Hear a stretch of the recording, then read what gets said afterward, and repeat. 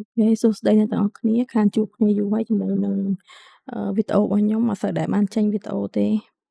ហ្នឹងហើយអញ្ចឹងលើកហ្នឹងខ្ញុំនឹងធ្វើអំពីliquidity ដោយសារតែមានសំណួរច្រើនពាក់ព័ន្ធជាមួយ liquidity ចូល private chat របស់ខ្ញុំអញ្ចឹងថ្ងៃហ្នឹងខ្ញុំនឹងបញ្យល់ខ្លះៗហើយអំពី liquidity ហើយនឹងgeneral concept នៃ liquidity បានន័យថាអត្ថន័យនិងមូលដ្ឋានគ្រឹះរបស់វាមិនខ្លះអញ្ចឹង liquidity ហ្នឹងស្អីគេខ្ញុំចង់សម្រាយវិញកុំឲ្យគ្នាយើងច្រឡំជាមួយនឹងភាសាដោយសារតែវាជាភាសាបរទេសភាសាអង់គ្លេសហើយក្នុងមេរៀននីមួយៗពីការបរៀនរបស់លោកគ្រូអ្នកគ្រូនីមួយៗតែងតែប្រើប្រាស់ពាក្យខុសៗគ្នាអញ្ចឹងខ្ញុំចង់ឲ្យគ្នាយើងយល់អំពីអត្ថន័យសម្រាយរបស់វាជាងការចាំពាក្យព្រោះអីពេលខ្លះគេអាចប្រើពាក្យថា liquidity ពេលខ្លះគេអាចប្រើពាក្យថា inducement ពេលខ្លះគេអាចប្រើពាក្យថា BSL SSL អញ្ចឹងវាស្អីទៅឲ្យប្រកបដែលយើងអាចយល់បានអញ្ចឹងធៀបពិតទៅ liquidity គ្រាន់តែជា buy និង sell order នៅក្នុងទីផ្សារតែប៉ុណ្ណោះហើយ liquidity ក៏បែងចែកជាពីរដែរគឺ SSL និង BSL តាមពិតទៅវាមានច្រើនទៀតមាន internal external តែខ្ញុំអត់ចង់និយាយច្រើនពាក់ព័ន្ធនឹងហ្នឹងវាវែងឆ្ងាយអញ្ចឹងខ្ញុំចង់បែងចែកឲ្យតែពីរទេគឺ BSL និង SSL BSL ពាក្យពេញវាគឺជា buy side liquidity SSL ពាក្យពេញវាគឺ sell side liquidity អញ្ចឹងហើយគ្រាន់តែថាជា buy ឬក៏ sell order ហ្នឹងហេតុអីបានជាវាមានឥទ្ធិពលក្នុងការជំរុញទីផ្សារឬក៏ហេតុអីបានជាយើងត្រូវរកវានៅក្នុងឆាតដើម្បីប្រើប្រាស់វាមុនពេលដែលយើងត្រូវបានគេផ្ដាច់ liquidity ដែលគេចំណាំនិយាយថា stop loss hunt ផ្ដាច់ liquidity ផ្ដាច់អីតើអាហ្នឹងមានអត្ថន័យយ៉ាងម៉េចនៅក្នុងការ trading ហ្នឹងអញ្ចឹងធៀបពិតទៅ liquidity គឺជា buy និង sell order ទេធម្មតាទេក៏ប៉ុន្តែវាខុសពី buy and sell order ធម្មតាត្រង់ចំណុចមួយត្រង់ថា BSL គឺជា stop loss របស់អ្នក short ឬក៏អ្នក sell និយាយខ្លីទៅគឺ stop loss របស់អ្នក short អ្នក sell ហ្នឹងគឺជា buy order ការកំងទិញនៅក្នុងតម្លៃខ្ពស់ហេតុអីបានទៅជាអ្នក sell ទៅជាកំងទិញវិញខ្ញុំឲ្យឧទាហរណ៍ប៉ុណ្ណេះឧទាហរណ៍ថាយើងចង់ short នៅត្រង់នេះគេដាក់កន្លែងណាឲ្យដាច់នេះឧទាហរណ៍ថាយើងចង់ short នៅចំណុចមួយនេះចុះហ្នឹងហើយយើងចង់ short នៅចំណុចមួយនេះ take profit នៅនេះឧទាហរណ៍ណាអូខេយកកន្លែងណាដែលដាច់មុននេះយកអានេះចុះយកនេះយើងសំហេតុផលតិចហ្នឹងហើយ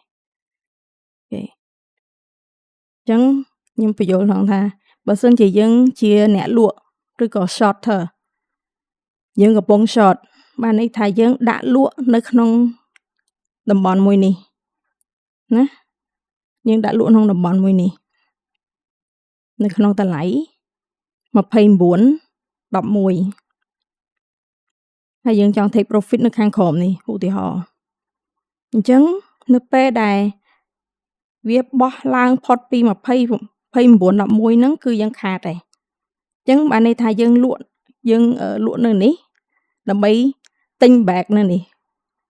ទិញយកវិញនៅនេះទៅយើងចំណេញលុយអញ្ចឹងអត្ថន័យក្នុងការ short គឺអញ្ចឹងគឺយើងលក់នៅតម្លៃខ្ពស់បងចង់ទិញយកវិញនៅក្នុងតម្លៃទាបដើម្បីយកចំណេញអញ្ចឹងបើសិនជាវា hit target របស់យើងគឺ29.11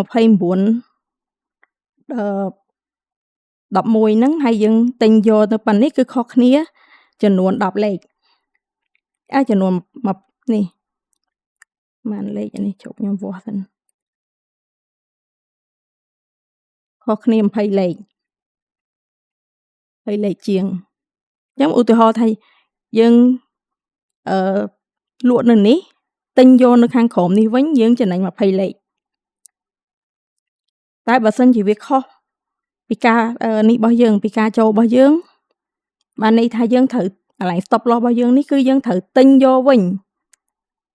ទិញយក position ហ្នឹងវិញនៅក្នុងតម្លៃខ្ពស់ជាងមុន10លេខខ្ពស់ជាងមុន10លេខពី11មក22មក20ហ្នឹងហើយ10លេខជាង sorry ខ្ពស់ជាងមុន10លេខជាងចឹងបានន័យថាយើងខាត10លេខព្រោះនេះហ่าយើងអត់និយាយពីអនិយាយពីកន្លែងទិញហ្នឹងហ្មងចឹងកន្លែងនេះគឺយើងខាត10លេខចឹងបានន័យថាយើងលក់តម្លៃទាបទិញយកវិញខ្ពស់ចឹងកន្លែងហ្នឹងឲ្យដែលយើងខាតហេតុអីបានជាគេត្រូវការឲ្យយើងខាតដោយសារតែគេចង់លក់ឲ្យយើងនៅតម្លៃខ្ពស់មាន order ទិញលក់ឲ្យយើងនឹងក្នុងតម្លៃខ្ពស់អញ្ចឹងដែល order ដែលយើងដាក់នៅត្រង់នេះគឺ order stop order របស់យើង stop order ហ្នឹងបានន័យថាយើងដាក់លក់ដើម្បីកុំឲ្យខាតច្រើនជាងហ្នឹងណាកុំឲ្យយើងខាតច្រើនជាងហ្នឹងដាក់ទិញកុំឲ្យខាតច្រើនជាងហ្នឹងអញ្ចឹងបើសិនជាគេលក់ឲ្យយើងគឺគេបានលក់ឲ្យយើងនៅក្នុងតម្លៃខ្ពស់ហើយយើងទិញយករបស់គេនៅក្នុងតម្លៃខ្ពស់ដោយយើងលក់ទាំងខាតនៅខាងក្រោមនេះចឹងអាហ្នឹងហើយដែលគេហៅថា BSL buy side liquidity ត្រូវបខំចិត្តទិញថោកលក់ថ្លៃលក់ថោកទិញថ្លៃណាលក់ថោកទិញថ្លៃលក់ថោកនៅតម្លៃនេះលក់ថោកនៅតម្លៃ29.11មកទិញយកវិញនៅ29.22ចឹងអាហ្នឹងហើយគេហៅ stop loss ហើយអ្នកណាអ្នកចំណេញគឺអ្នកដែលលក់ឲ្យយើងនឹងឯងហ្នឹងហើយអ្នកលក់ឲ្យយើងនៅតម្លៃខ្ពស់ហ្នឹងឯងបន្ទាប់ពីគេដែលលក់ឲ្យយើងហើយគេធ្វើម៉េចគេបត់មកវិញយល់ទេគេលក់ឲ្យយើងនឹងតម្លៃខ្ពស់គេបត់មករកទិញតម្លៃទាបជាងហ្នឹងវិញអញ្ចឹងទៅអញ្ចឹងអាហ្នឹងហើយដែលថាភាគច្រើននៅពេលដែលយើងដាច់ហើយហេតុអីបានធ្លាក់អញ្ចឹងមកយើងត្រូវការ follow ពួកដែលគេនេះដែលអ្នកលក់ឲ្យយើងហ្នឹងគេលក់ហើយគេយកចំណេញហើយបើយើង follow ដានជើងគេក្រោយហ្នឹងអញ្ចឹងមកយើងត្រូវការ identify liquidity ហ្នឹងឯងហើយ ASL វិញ ASL គឺជាអី ASL វាគ្រាន់ផ្ទុយពី BSL តែប៉ុណ្្នឹងទេឧទាហរណ៍ថាយើងចង់ទិញនៅនេះយើងឃើញ support resistance ចង់ទិញដាក់ stop loss នៅនេះឧទាហរណ៍ចង់យកនៅ port high នេះអញ្ចឹងសួរថាអ្នកណាអ្នកចំណេញយើងទិញគេហៅថា ASL យើងត្រូវលក់ឲ្យគេវិញនៅក្នុងតម្លៃទាបបានន័យថាបខំចិត្តលក់ទាំងខាតដើម្បីកុំឲ្យខាតច្រើនជាងហ្នឹងណាដើម្បីកុំឲ្យខាតច្រើនជាងហ្នឹងអញ្ចឹងទោះបីជាយើងអត់ដាក់ stop loss ក៏ដោយក៏មានមនុស្សមួយចំនួនបុករហូតដល់ដាច់ account ដែរអញ្ចឹងខ្ញុំគិតថាអូអញអត់ដាក់ stop loss well មើលអត់ឃើញ bank មើលអត់ឃើញអត់អីអញ្ចឹងយើង save no គេមិនមើលឃើញលុយយើងប៉ុណ្ណឹងទេគេមើលអាហ្នឹងជា psychologist មួយដែលមនុស្សតែងតែចូលនៅហ្នឹងផ្ដុំគ្នាចូលនៅហ្នឹងអញ្ចឹងទោះបីជាយើងដាច់ account គេអត់ខ្វល់ដែរយល់ទេអញ្ចឹងកន្លែង ASL ហ្នឹងគឺជា stop loss របស់អ្នកចូល long ឬក៏ stop loss របស់អ្នកទិញដោយគេទិញនៅពីលើហើយមកលក់វិញនៅក្រោមបានន័យថាលក់ទាំងខាតហ្នឹងណាហើយ well គេចំណេញអីឬក៏ bank គេចំណេញអីអ្នកដែលលក់ឲ្យយើងដែលស៊ីរបស់យើងគេចំណេញអីគេចំណេញត្រង់ថាគេទិញបានរបស់ហ្នឹងទិញបានហាងឆេងក្នុងតម្លៃហាងឆេងទាបបន្ទាប់មកបានគេយកមកលក់នៅហាងឆេងខ្ពស់វិញយល់ទេអញ្ចឹងជាមូលហេតុដែលតែងតែពេលដែលយើងដាច់ stop loss ហើយគេហោះឡើងមកវិញអញ្ចឹងសរុបមកវិញ BSL គឺជា stop loss របស់អ្នក short ដែលបខំចិត្តទិញយក position ខ្លួនឯងវិញនៅក្នុងតម្លៃថ្លៃហើយអ្នកដែលទទួលបានប្រយោជន៍គឺលក់ឲ្យយើងនៅតម្លៃថ្លៃបន្ទាប់មកបានប្រម៉ូទទិញវិញនៅតម្លៃថោក ហើយបើសិនជា ASL គឺជា stop loss របស់អ្នក long ហើយគេលក់ឲ្យយើងនៅក្នុងតម្លៃ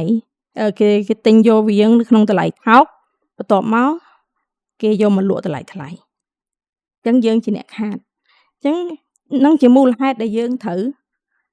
យល់ដឹងអំពីវាដើម្បីកុំឲ្យយើងខ្លាចទៅជាជនរងគ្រោះគេធម្មតាគេបាយ low sell high ណាដែលយើងចាប់អត់ជាប់ចូល stop loss អាហ្នឹងគេទៅជា buy high sell low ហើយណា buy high sell low អាហ្នឹង stop loss ហើយអញ្ចឹងយើងចំណាំមើលវាមិនហើយរូបរាងវាក្នុងទីផ្សារមិនអញ្ចឹងយើងមិនបាច់ទៅឆ្ងល់ទៅគិតថាអូ inducement ហ្នឹងស្អីខ្លះ liquidity ហ្នឹងស្អីខ្លះ BSL ហ្នឹងស្អីខ្លះអាហ្នឹងគ្រាន់តែជាភាសាដែលគេដាក់ឲ្យវាទេសំខាន់យើងយល់ដឹងអំពី concept របស់វាអំពីអត្ថន័យរបស់វាហើយនឹងរូបរាងរបស់វាអញ្ចឹងអត្ថន័យខ្ញុំនិយាយហើយអញ្ចឹងផ្នែកក្រោយនេះគឺខ្ញុំនិយាយអំពីរូបរាងធៀបពិតទៅliquidity គឺមាននៅក្នុងទីផ្សារគ្រប់ទីកន្លែងទាំងអស់ទាំង high ទាំង low ទាំងចុង candle ទាំងក្បាល candle ណាអញ្ចឹងសូម្បីតែត្រង់មកបកគោលនេះក៏មាន liquidity ដែរមើលណាវា liquidity បានន័យថាវាផ្ដាច់ stop loss ឬក៏ផ្ដាច់ high នៃបកគោលមួយនេះទៅបានវាចុះអញ្ចឹងវាប្រើអា liquidity នៃបកគោលមួយនេះដើម្បីចុះពីបកគោលទៀតអញ្ចឹងអានេះវាអស់ហើយត្រឡប់មកវិញទៅវាយកអាហ្នឹងទៅវាចុះបានទៀតណាទៅវាចុះបានទៀតអញ្ចឹងបានន័យថារាល់ high low នៃបកគោលនីមួយសុទ្ធសឹងតែមាន liquidity ទាំងអស់យកហើយទៅឡើងយកហើយទៅឡើងយក high ហើយទៅចុះ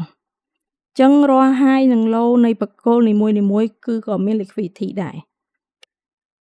ហើយមួយទៀតគឺ all high និង all low all high all low គឺជា high ចាស់ហើយនិង low ចាស់អាកពូលចាស់របស់វាហើយនិងបាតចាស់របស់វាសុទ្ធតែជា liquidity ដូចគ្នាអញ្ចឹងបើសិនជាអានេះវាយក liquidity ខាងនេះធ្លាក់បានប៉ុណ្ណឹងហើយអញ្ចឹងអាខាងលើមួយនេះយ៉ាកន្លែងណារូបឲ្យស្រួលមើលចុងមួយនេះខ្លាយទៅជាចុង high មួយនេះខ្លាយទៅជា all high ហើយអញ្ចឹងមកលើក្រោយវានឹងផ្ដាច់អាហ្នឹងទៅមិនវាចុះតោះនេះsorry អញ្ចឹងអាកន្លែងដែលវាផ្ដាច់ហ្នឹងហើយវាអាចនឹងបង្កើតឲ្យមាន PD array ថ្មីដែលអាចប្រើប្រាស់បានអញ្ចឹងបើសិនជាឃើញស្មើច្រាញ់ហ្នឹងអាហ្នឹងគឺវាដូចកន្លែងនេះអីគឺជា liquidity របស់គេទេបានន័យថាអូយើង follow អាហ្នឹងតាម short អញ្ចឹងទៅបុកឡើងទៅមួយដាច់អស់យើងដាច់ឲ្យbằngគេព្រមចុះមកវិញអញ្ចឹងទៅអញ្ចឹងអាកន្លែងណាដែលឃើញស្មើហ្នឹងណាអាហ្នឹងគឺ liquidity មួយប្រភេទដែរធៀបពិតទៅ liquidity មាននៅគ្រប់ចុង high low ហ្នឹងទាំងអស់តែយើងស្រួលចំណាំជាងគេនៅពេលដែលវាធ្វើអាស្មើអញ្ចឹងធ្វើអាស្មើអញ្ចឹងណាហើយយើងធ្វើមិនដឹងថាវាយក liquidity ហើយរបៀបចេះរបៀបមិនចេះអញ្ចឹងបើវាយកហើយវាប្រើធ្លាក់អស់ហើយបកមកវិញវានឹងយកអាហ្នឹងយកអាលើហ្នឹងហ្មងហើយបានវាធ្លាក់អញ្ចឹងទៅណាចឹងកុំឆ្ងល់ច្រើនកុំបាច់បែងចែកភាសាច្រើនព្រោះអីភាសាគ្រូ10នាក់ខុសគ្នាទាំង10ទេពេលខ្លះនោះយើងអ្នករៀនហ្នឹងតន់រៀនបានគ្រូមួយហងរត់ស្រាត់បាត់អីចឹងយើងចំណាំទៅរូបរាងវាទៅហើយអាការ trade នេះវាមិនអាស្រ័យទៅលើស្អីគេយើងទៅទិញចាំមាត់ដូចសេកកើតទេតើតើយើងនឹងមើលឃើញហើយយើងស្គាល់ចឹង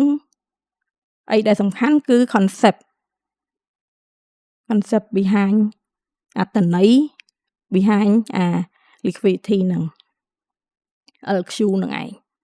ចឹងអត្ថន័យគោលវាគ្រាន់តែ buy ហើយ sell ឯងគ្រាន់តែ buy sell ហ្នឹងគឺខុសគ្នាត្រង់ថាខុសគ្នាពី buy sell ធម្មតាថា buy sell ធម្មតាគេចង់ទិញថោកលក់ថ្លៃតែ liquidity ហ្នឹងគឺទិញថ្លៃលក់ថោកដើម្បីឲ្យយើងខាតគេចំណេញ ចឹង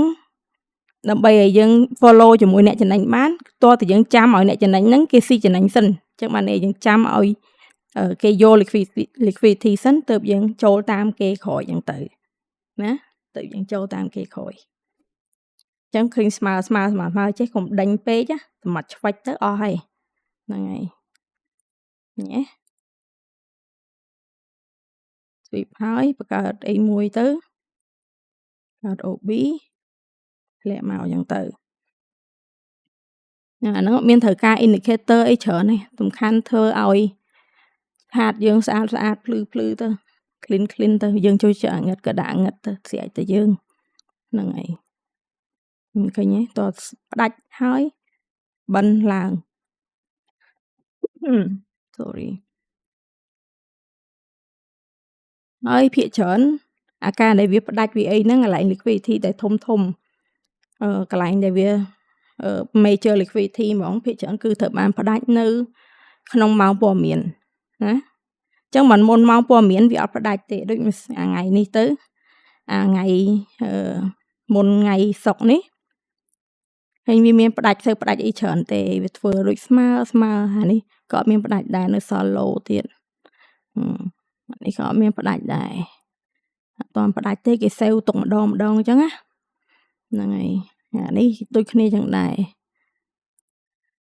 អត់មានផ្ដាច់ទេអូនិយាយពីស្មើដូចអីចឹងអញ្ចឹងហេតុអីមកគេជួយចិត្តត្រូវមើលព័ត៌មានដោយសារតែ liquidity ជ្រៅគឺវាតែងតែចេញរត់នៅអាម៉ោងហ្នឹងឯងចឹងខ្ញុំបើកអានេះឲ្យមើលមួយម៉ោងព័ត៌មានក្លុកផ្ដាច់ទាំងសងខាងហើយបានចុះនេះសួរថាត្រូវការ indicator ហ្នឹងអត់មិនបាច់ទេខ្ញុំបើកឲ្យស្រួលមើលឧទាហរណ៍ទេ trade មែនតើមិនបាច់ប្រើ indicator អីច្រើនក៏បានដែរវាចិត្តយើងធ្វើមិនឲ្យយើងស្រួល identify high low របស់វាឲ្យច្បាស់អញ្ចឹងទៅហ្នឹងហើយអញ្ចឹង liquidity គ្រាន់តែជា all high all low ទេហើយយើងទៅ identify មិនឲ្យដឹងថាមួយណាខ្លាំងទៅអា time frame ធំអានឹងខ្លាំងហើយណា time frame ធំខ្លាំងហើយ time frame តូចដូច candle high low នៃ5នាទី5 10នាទីអីវាអាចចុះមកដំណើរអញ្ចឹងទៅក៏ប៉ុន្តែបើសិនជាវា reverse មកធំ20 30លេខហ្មងតើត liquidity ដែលធំដែរណាហើយមកបកគោលនេះអីគឺធំលេខធំមែនតើហើយសួរថាអានឹង liquidity អីគេប្រហែលលេខគ្រាន់ដាច់ហើយនឹងធ្លាក់ចុះមកសាហាវនេះ20លេខជាងហ្នឹងហើយ liquidity គឺ all high នៅត្រង់នេះ all high នៅត្រង់ហ្នឹងណាហើយដាច់ទៅនេះហ្មងអញ្ចឹងអានេះប្រើហើយអានេះក៏ប្រើហើយអាចុងមួយនេះប្រើដើម្បីធ្លាក់មកអានេះណាអាចុង2នេះ2នេះប្រើ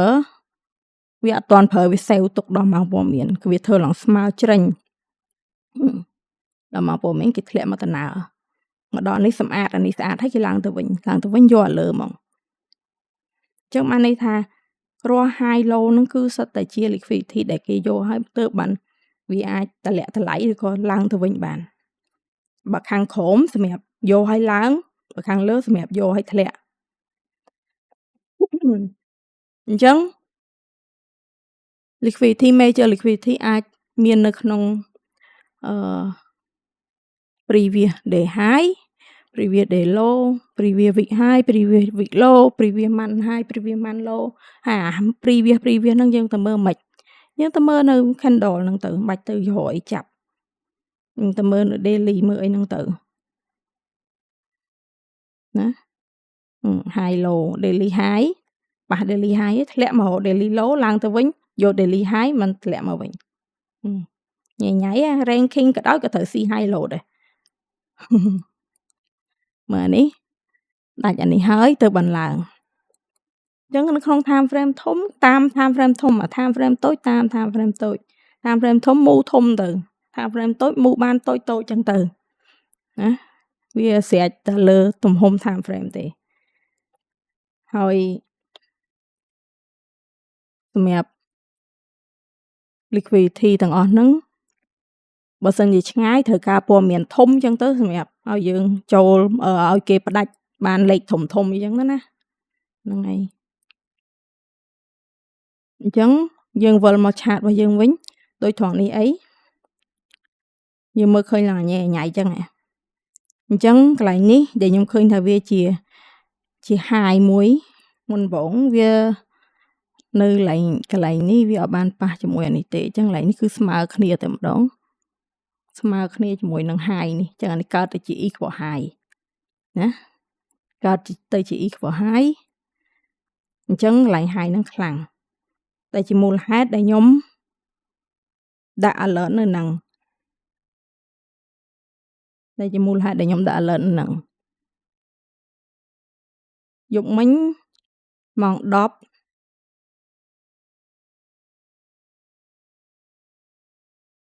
នេះ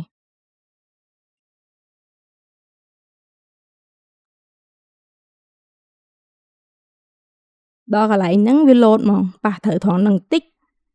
វាលោតដាក់ថាវាជា BSL របស់4ម៉ោងហើយសញ្ញាព្រួយចុះអញ្ចឹងអាហ្នឹងគឺជាចំណុចមួយដែលយើងអាច warning យើងអាចប្រើវាបានពីរប្រភេទទី1យើងអាចប្រើវាសម្រាប់ការ take profit បើសិនយើងបាន long ឧទាហរណ៍ដូចនៅត្រង់ចំណុចអស់នេះអីបើសិនយើងបាន long ពីខាងក្រោមឬក៏ long ពីកន្លែងនេះទៅគឺយើងត្រូវ take នៅនេះណាត្រូវ take នៅពេលដែលចេញ alert ហ្នឹង take profit មួយទៀតគឺចាំ confirm ត្រៀមការ short ចុះមកវិញណាអញ្ចឹងតួលេខទាំងអស់ហ្នឹងdata ទាំងអស់ហ្នឹងដែលខ្ញុំដាក់ alert ហើយគឺវា automatic load ចូលទៅក្នុង channel ដែលខ្ញុំទុកសម្រាប់តោះខ្ញុំហ្មងអញ្ចឹងអាហ្នឹងវាមិនមែនជា signal ជាអីទេបើសិនជា signal គេដាក់ឲ្យតម្លៃចូល long ប៉ុណ្នេះដាក់ stop loss ប៉ុណ្នេះ take profit នៅនេះជាអានេះគ្រាន់តែជា trigger មួយបានន័យថាជាសញ្ញាមួយឲ្យយើងប្រយ័ត្នខ្លួនសម្រាប់ការ long ឬក៏ short ត្រៀមខ្លួនអញ្ចឹងតើតអ្នកចេះទៅប្រើបានដែរបើសិនយើងអត់ដឹងលោតមកអញ្ចឹងមិនដឹងស្អីទេហ្នឹងហើយក៏ប៉ុន្តែសម្រាប់ការចាប់ BSL ដែលខ្ញុំហ៊ានលោតដាក់ចូលក្នុង channel គឺភាគច្រើនគឺចម្រាញ់យកអាកន្លែងខ្លាំងៗអញ្ចឹងដើម្បីឲ្យទី1អាច move បានច្រើនទី2 warning បើសិនជា move ច្រើនហើយបើសិនមានអ្នកណាជាប់ long warning មួយថាកើតទេរត់អញ្ចឹងណាអញ្ចឹងអាហ្នឹងជាចំណុចល្អមួយដែរអូខេអញ្ចឹងអានេះមិន signal ទេគ្រាន់តែយើង warning មួយជ្រើសរើសយកliquidity ល្អសម្រាប់យកមក confirm យកមកប្រើប្រាស់តែប៉ុណ្្នឹងទេអញ្ចឹងវីដេអូហ្នឹងដូចជាមានតែប៉ុណ្្នឹងហើយមិនទៅឆ្ងល់ច្រើនឬក៏ស្មុគស្មាញច្រើនទេហើយក៏អត់មាន indicator ណាជួយចាប់បានដែរគ្រាន់តែយើងចាំតែមួយហ្នឹង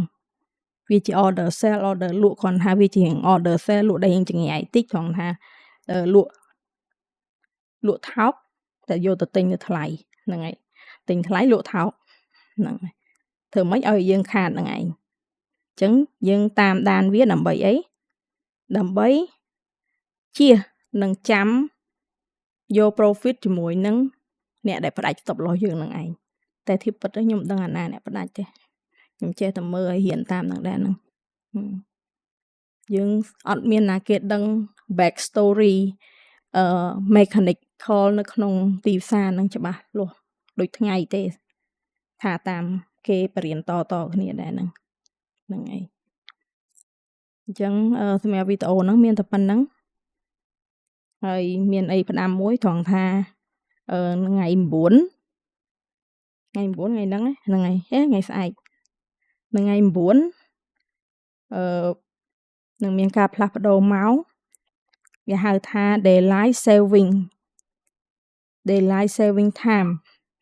ដែលម៉ោងអាមេរិកខុសពីម៉ោងខ្មែរ11ម៉ោងវិញអញ្ចឹង True Day Open លេងបើកនៅម៉ោង12ទៀតហើយគឺបើកនៅម៉ោង11ម្ដងNew York Time គឺ UTC ដក5ចាប់ពីថ្ងៃ9ហ្នឹងទៅវាបដូរទៅជា UTC ដក4វិញហ្នឹងហើយមានតែប៉ុណ្្នឹងទេ គ្រាន់តែម៉ោងបិទបើកបកគោ4ម៉ោងខុសម៉ោងមុនទាំងអស់ណាខុសម៉ោងមុនទាំងអស់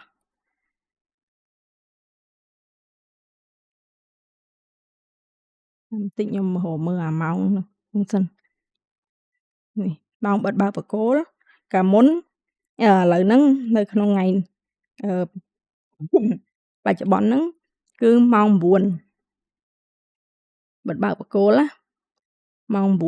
9ថ្ងៃម៉ោង9ព្រឹកបើកបកគោពេល4ម៉ោងពេលព្រឹកបដូរទៅជាម៉ោង8ព្រឹកបើកបកគោ4ម៉ោងពេលថ្ងៃម៉ោង1ល្ងាចម៉ោង1រសៀលបដូរម៉ោងម៉ោង12និយាយទៅគឺថយ1ម៉ោងទាំងអស់បើកបកគោម៉ោង5 PM បដូរមកម៉ោង4 PM បើកបកគោម៉ោង9 PM បដូរមកម៉ោង8 PM បើកបកគោម៉ោង1 PM 1 AM បដូរមកម៉ោង12ចឹងទៅ12ហ្នឹងហើយបដូរថយ1ម៉ោងទាំងអស់ហ្នឹងហើយមកការបើកបកគោ4ម៉ោងគឺថយ1ម៉ោងទាំងអស់ហើយម៉ោងផ្សេងក៏ថយដែរមិនមែនថយហ្នឹងមិនមែនម៉ោងស្រុកគេហ្នឹងបដូរឯងគ្រាន់តែវាបដូរ time zone ហ្នឹងមួយឆ្នាំគេបដូរម្ដងអញ្ចឹងទៅពីខែ11មកខែ3បដូរម្ដងអញ្ចឹងទៅខែ11បដូរម្ដងខែ3បដូរម្ដងហ្នឹងអញ្ចឹងឲ្យយើងដឹងពី